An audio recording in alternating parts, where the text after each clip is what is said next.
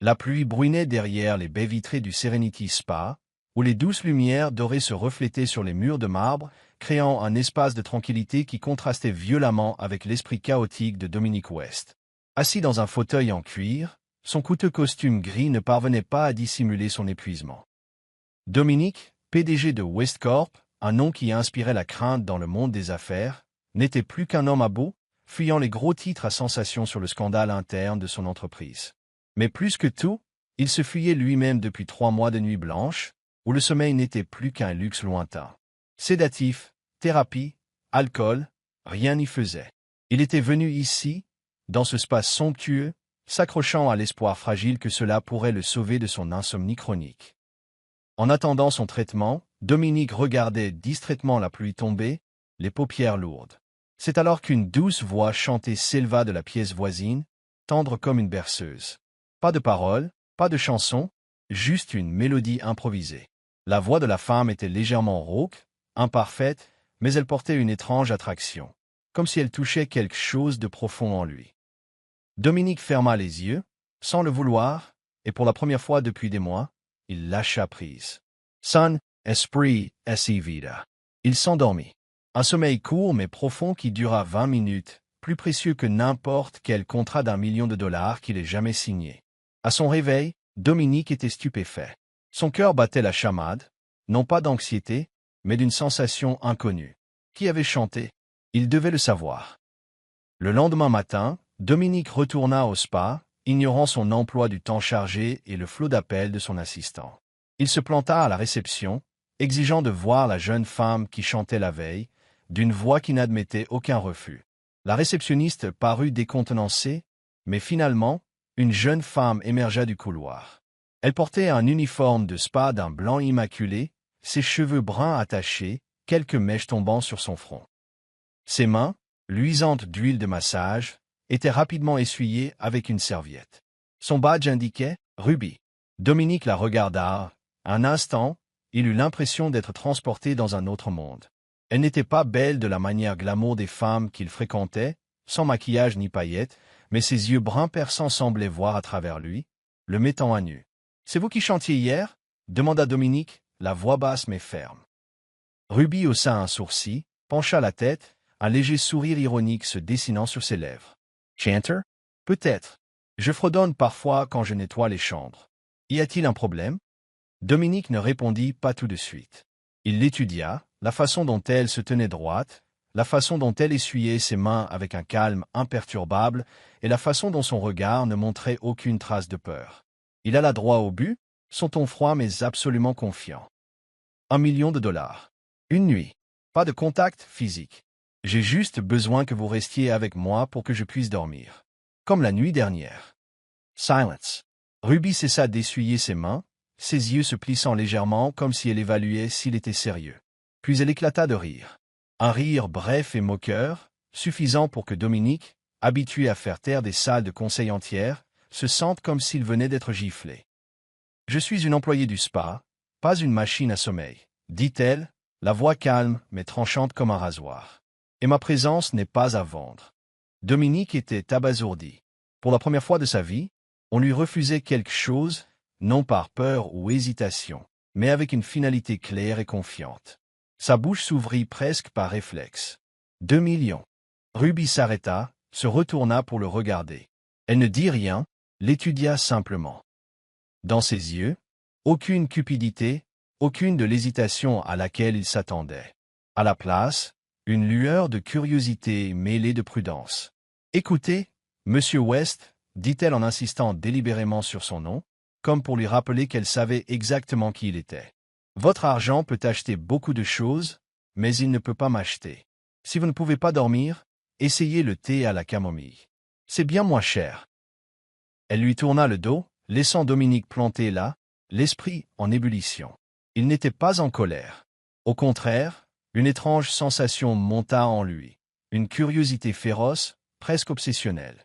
Ruby n'avait pas seulement rejeté son argent, elle avait rejeté son monde entier, ce monde où tout avait un prix. Il la regarda disparaître dans le couloir, et pour la première fois, il sentit une étincelle s'allumer dans son esprit épuisé. Ruby était un puzzle, un défi, et Dominique West n'avait jamais su reculer devant un défi. Pendant ce temps, Ruby retourna dans le salon du personnel, la main crispée sur sa serviette. Elle se dit qu'il fallait oublier cet homme étrange, mais ses yeux, qui n'étaient pas seulement arrogants, mais portaient une solitude profonde et silencieuse, continuaient de tourner dans ses pensées. Vous regardez Histoire d'âme, où chaque récit murmure l'amour, la guérison et l'espoir. Dites-nous de quelle ville vous nous regardez. N'oubliez pas de vous abonner et de faire partie de notre voyage. Maintenant, restez avec nous. L'histoire ne fait que commencer.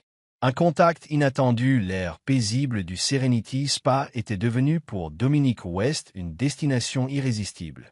Il revint cette fois avec une excuse plus légitime, un rendez-vous pour un massage, mais au fond, il savait qu'il n'était pas venu seulement pour se détendre. La présence de Ruby l'apaisait, un sentiment rare dans son monde chaotique. Ruby le reconnut dès qu'il entra. Cet homme n'était pas seulement riche et puissant, il était dangereux. Pas à cause de ce qu'il pouvait faire, mais à cause de la façon dont il la regardait. Trop longtemps, trop profondément. Dans la salle de traitement, la douce lumière des bougies se mêlait au parfum de la lavande. Dominique était allongé sur la table de massage, le corps détendu, mais l'esprit entièrement concentré sur Ruby. Elle travaillait avec un professionnalisme consommé, ses mains fermes mais habiles. L'espace était silencieux. Le massage se termina. Dominic s'assit. Ruby s'approcha pour l'aider à remettre sa chemise. Alors qu'elle boutonnait, sa main effleura sa poitrine. Un instant bref, mais suffisant pour les figer tous les deux. Ils étaient si proches qu'elle pouvait sentir le rythme chaud et régulier de sa respiration. Dominique baissa les yeux vers elle, ses prunelles bleues profondes brillant d'une lueur dangereuse. Sa voix était basse, presque un murmure. « Vous êtes plus dangereuse que je ne le pensais, Ruby. » Ruby ne recula pas. « Si j'étais dangereuse, vous ne seriez pas réveillée pour le dire. » L'air entre sembla s'épaissir. Un rare sourire, authentique, teinté de surprise et d'amusement, se dessina sur les lèvres de Dominique. Ce bref contact, aussi accidentel soit-il, avait débloqué quelque chose, une attirance primale, comme deux pôles opposés qui ne pouvaient s'empêcher de se rapprocher. Dans les jours qui suivirent, Dominique continua de revenir au spa. Ruby s'habitua à sa présence, mais elle ne pouvait nier que chaque fois qu'il apparaissait, elle se surprenait à remarquer de petits détails. La façon dont il se frottait les tempes quand il était fatigué, et la façon dont il essayait de cacher la solitude dans ses yeux. Dominique, de son côté, était de plus en plus attiré par Ruby. Il commençait à réaliser qu'il ne voulait pas seulement sa présence pour dormir. Il voulait la comprendre. Les lacets en oreilles de lapin, Ruby dut amener sa fille de 6 ans, Luna, au spa. Alors que Ruby la conduisait dans le salon du personnel, la petite fille, avec ses 2 tresses et ses grands yeux ronds, attira immédiatement l'attention. Dominique, telle une habitude tenace, apparut à ce moment précis. Son regard fut rapidement attiré par la petite fille assise sur le banc, un de ses lacets défaits. « Qui êtes-vous » demanda Luna, sa voix claire et innocente, sans aucune timidité. Dominique, peu habitué aux enfants, fut momentanément pris au dépourvu. « Je suis un client ici, répondit-il. Luna pencha la tête, puis désigna ses baskets roses. « Savez-vous faire des nœuds en oreilles de lapin? Maman m'a appris, mais j'ai oublié. » Ruby s'apprêtait à intervenir, mais elle s'arrêta en voyant Dominique s'agenouiller. Lui, l'homme froid au costume coûteux, était maintenant penché devant une fillette de 6 ans, ses mains passant habilement les lacets pour former de jolis nœuds. Son expression s'adoucit, une douceur que Ruby n'avait jamais vue. « Comme ça. Ça va » demanda-t-il, sa voix grave et chaude. Luna tapa dans ses mains et rayonna. « Vous êtes meilleure que maman. » Elle le fait plus lentement. Ruby rit, mais son cœur fit un petit bond involontaire. Ce soir-là, alors que le service de Ruby se terminait, une forte pluie se mit à tomber. Luna s'était endormie dans le salon du personnel. Ruby la portait, luttant pour tenir un parapluie. Dominique, toujours au spa, les regarda depuis les portes vitrées. Sans hésiter, il sortit et ouvrit la portière de son élégant SUV noir. « Montez, je vous ramène. » Ruby était sur le point de refuser, mais sentant Luna frissonner, elle hocha la tête. Quand ils arrivèrent à l'immeuble de Ruby, Dominique sortit et ouvrit sa portière. Il se hâta de les abriter, toutes les deux sous le parapluie. « Merci » dit Ruby doucement mais sincèrement. Dominique hocha simplement la tête, mais cette fois, il ne prit pas la peine de cacher son sourire. Prenez bien soin d'elle. Elle est spéciale. Secret et confidence, le petit restaurant était niché dans une ruelle, une lumière dorée et chaude se déversant par les fenêtres embuées. Ruby était un peu surprise que Dominique ait choisi un endroit aussi modeste. Luna était assise entre eux, ses grands yeux ronds brillants devant son assiette de tarte. « Monsieur Dominique, vous avez déjà mangé cette tarte? C'est la meilleure du monde. » Dominique sourit, un vrai sourire. « Non, mais si tu le dis, je dois l'essayer. » Alors que la petite fille se concentrait sur son assiette, l'atmosphère entre Ruby et Dominique devint plus contemplative. « J'ai grandi dans une grande maison, mais elle était vide, » commença Dominique d'une voix prudente. « Mes parents étaient toujours occupés. J'ai été élevé par des gouvernantes et la pression de devenir l'héritier parfait. C'est là que mon insomnie a commencé. » Ruby écoutait. Elle ne s'attendait pas à ce qu'il partage quelque chose d'aussi personnel. Elle prit une profonde inspiration. « Je pensais que j'aurais une famille heureuse. Mais mon ex-mari, au début, il était adorable, puis il y a eu la boisson et l'écho. » Elle eut un petit rire amer. « Je suis parti quand Luna avait 3 ans, avec rien d'autre qu'une valise de vêtements. Mais je ne regrette rien. Luna est la raison pour laquelle je suis plus forte chaque jour. » Dominique la regarda, son expression emplie de respect. « Vous êtes plus forte que quiconque que j'ai jamais rencontré, Ruby. » En sortant du restaurant, la pluie tombait. Dominique, sans rien dire, retira sa veste et la tint au-dessus de Ruby. « Il ne faut pas vous laisser tremper comme ça. » Il tendit la main pour écarter doucement les cheveux mouillés de son front, ses doigts effleurant sa peau. « Ça vous rend difficile à oublier. » Ruby sourit, un peu gênée mais complètement sincère. Soudain, Luna accourut et se jeta sur la jambe de Dominique. « Monsieur Dominique, tu peux rester jouer avec moi. » Avant qu'il ne puisse répondre, elle aperçut un petit lapin en peluche sortant de la poche de sa veste. « C'est pour moi ?» Dominique feignit la surprise. « Oh, je l'ai peut-être acheté par accident. Si tu l'aimes, tu peux le garder. » Il fit un clin d'œil à Ruby. Cet homme au passé solitaire devenait lentement une part irremplaçable de son monde et de celui de Luna. Le premier baiser, la maison de Dominique était en banlieue, une maison en bois de 2 étages avec de grandes fenêtres donnant sur une forêt de pins. Ruby avait accepté son invitation à dîner, mais la sœur de Ruby proposa d'emmener Luna pour une soirée pyjama. Soudain, Ruby réalisa que la soirée se déroulerait juste entre eux deux. Dans la cuisine, la douce lumière dorée tombait sur les étagères en bois. Dominique, ayant abandonné son air sévère de PDG, portait un pull gris et un jean. Alors que Ruby remuait la sauce, Dominique s'approcha, passant devant elle pour attraper un verre à vin. Sa main effleura sa taille. Un contact léger, mais suffisant pour figer Ruby. Elle se tourna lentement pour lui faire face. Leurs visages n'étaient qu'à quelques centimètres l'un de l'autre. Le temps sembla s'arrêter. Dominique se pencha lentement, lui donnant une chance de reculer, mais Ruby ne le fit pas. Elle ferma les yeux et leurs lèvres se rencontrèrent. Un baiser doux, hésitant, comme s'ils testaient tous deux une émotion qu'ils avaient retenue trop longtemps. Le baiser s'approfondit, sans hâte mais rempli de la passion qu'ils avaient niée. Quand ils se séparèrent enfin, leur respiration était saccadée. « Je ne sais pas ce que je viens de faire, » murmura Ruby, la voix tremblante. Dominique sourit, un sourire doux et constant. « Mais je sais que je veux le refaire. » Ce baiser était un tournant, la confirmation de l'attirance qu'ils combattaient depuis leur rencontre. Dominique comprit à cet instant que Ruby n'était pas seulement la femme qui l'aidait à dormir. Elle était la personne qui lui donnait envie d'être un homme meilleur. La tempête médiatique le lendemain matin, le téléphone de Ruby se mit à sonner sans arrêt. Une amie lui envoya un lien vers un article.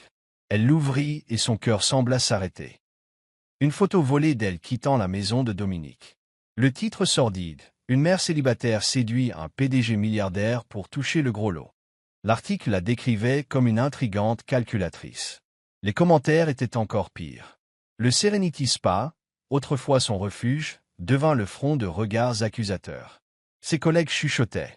Pire, les rumeurs avaient atteint l'école de Luna. « Mais man, demanda doucement Luna, pourquoi mon ami dit que tu t'accroches à Monsieur Dominique pour son argent? » Ruby serra sa fille dans ses bras, le cœur brisé. Épuisée, tout ce qu'elle voulait, c'était reculer, retourner à la vie simple qu'elle avait avant l'arrivée de Dominique. Dominique fut mis au courant au bureau. La rage s'enflamma en lui. Le conseil d'administration le convoqua, mettait fin à ce scandale, où nous agirons. Il se rendit directement au spa. Il trouva Ruby dans le salon du personnel, seul. « Ruby, je sais pour l'article. Je vais m'en occuper. Personne n'a le droit de te faire du mal. » Ruby leva les yeux, épuisé. « Dominique, je ne peux plus laisser Luna se faire blesser. Ton monde, il déchire tout. » Elle retira sa main de la sienne. « J'ai besoin de temps.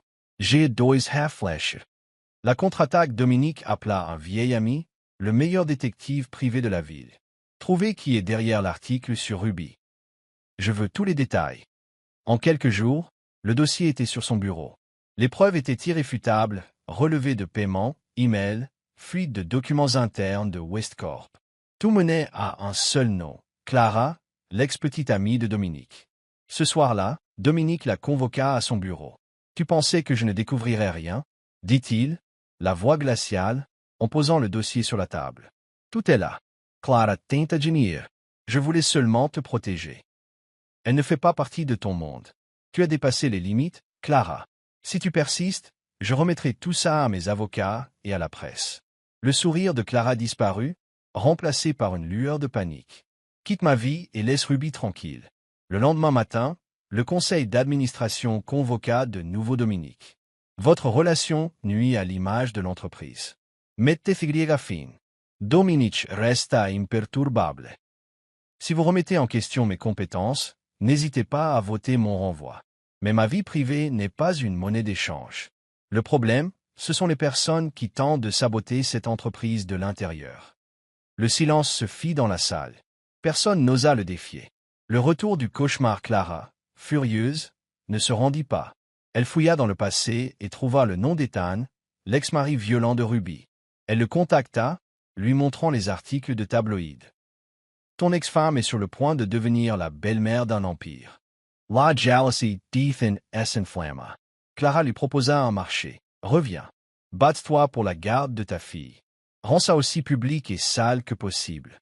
Une mère prise dans un scandale, couchant avec un milliardaire, tu auras toutes les raisons de gagner. » L'alliance obscure fut scellée. Quelques jours plus tard, Ethan apparut devant l'immeuble de Ruby. « Salut, Ruby. J'ai entendu dire que tu menais la grande vie.